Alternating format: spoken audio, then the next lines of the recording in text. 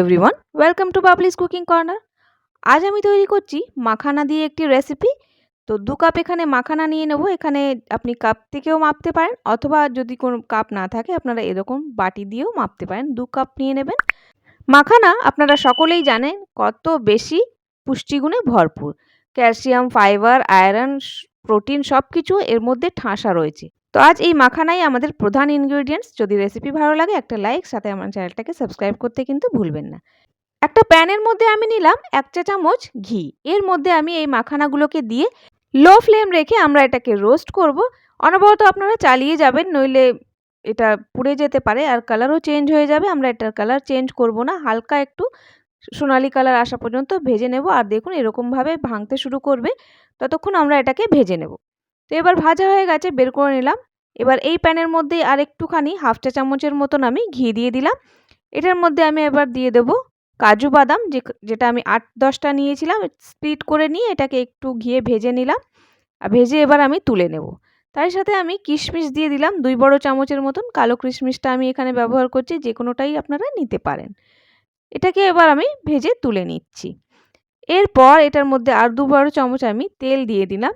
তেলের মধ্যে আমি একটা মিডিয়াম সাইজের পেঁয়াজ এইভাবে স্লাইসেস করে কেটে নিয়েছি। আর এটাকে হালকা আমি একটু ভেজে নেব।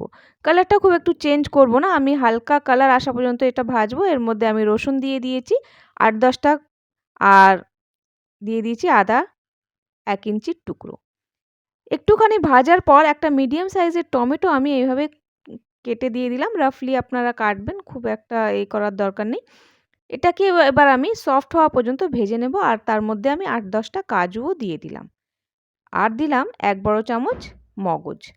এবার ভালো করে এইগুলোকে আমরা কুক করে নেব সফট হওয়া পর্যন্ত। এখানে আমি জল-টল ইউজ করছি না। এবার এটাকে একটু ঢাকা দিয়ে কুক করলে টমেটোগুলো সফট হওয়া পর্যন্ত আমাদের এটাকে কুক করতে হবে। তো ব্যাস নাড়িয়ে চাড়িয়ে দিয়েছি আমি। একটুখানি নুনও অ্যাড করছি, যাতে করে আমাদের টমেটোটা তাড়াতাড়ি সফট হয়ে যায়।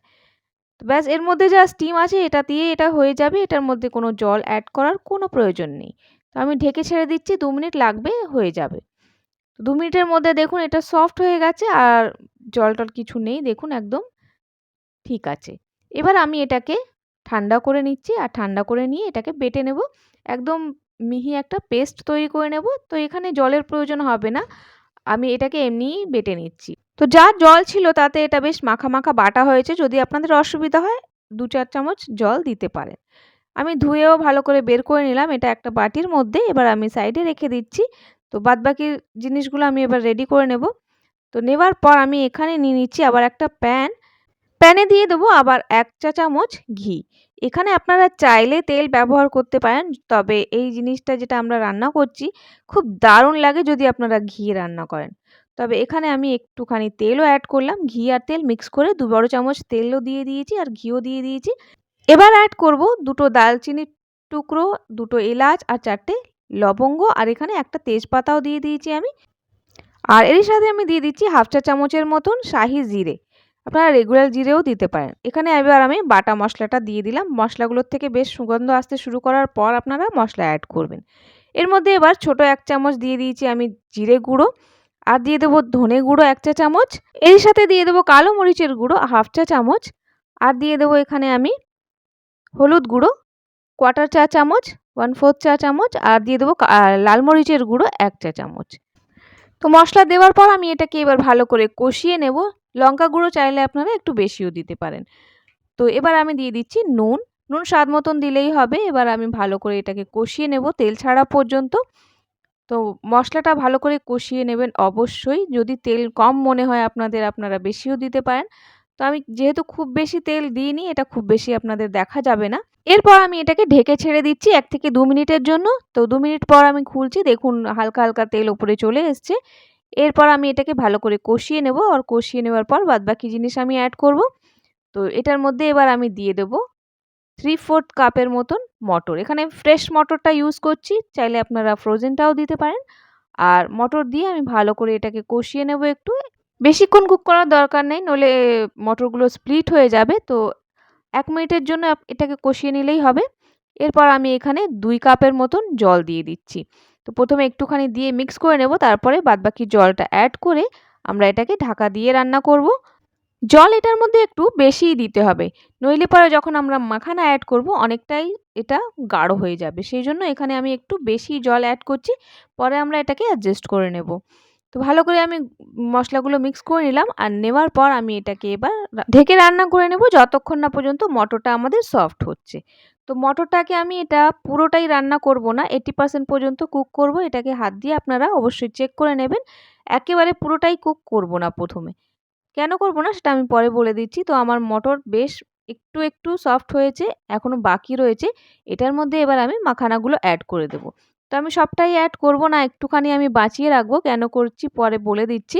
তো এখানে এবার আমি ভালো করে মিক্স করে নিলাম। আর মিক্স করে নেওয়ার পর এটাকে আমরা ঢাকা দিয়ে রান্না করব যতক্ষণ না পর্যন্ত মাখানাটা সফট হচ্ছে।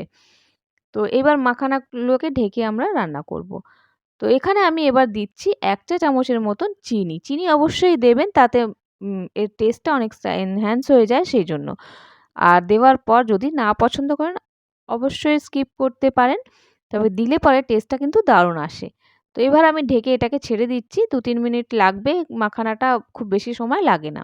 তো দেখুন মাখানা আমাদের সফট হয়ে গেছে। এর মধ্যে এবার অ্যাড করছি ২ বড় চামচ ফ্রেশ ক্রিম অথবা ঘরের যে সর থাকে দুধের আপনারা সেটা অ্যাড করতে পারেন। তো দেওয়ার পর আমি এটাকে কিছুক্ষণ ঢেকে রান্না করলাম। আর আমাদের বেশ তৈরি হয়ে গেছে মাখানার নতুন রেসিপি। কাসুরি মেথি এখানে ১ চা চামচ আমি গুঁড়ো করে দিয়ে দিলাম হাত দিয়ে। আর দিয়ে মাখা বেশ সবজিটা আমাদের তৈরি হয়েছে। এক্কেবারে রিচ লুক আসে আর দারুণ খেতে লাগে। আপনারা অবশ্যই এভাবে ট্রাই করবেন। বাদবাকি মাখানাটাও আমি ওপর থেকে অ্যাড করে দিলাম। এটা দেখা যাবে যখন দেখতে সুন্দর লাগে, মাখানার সবজি বলে মনে হবে।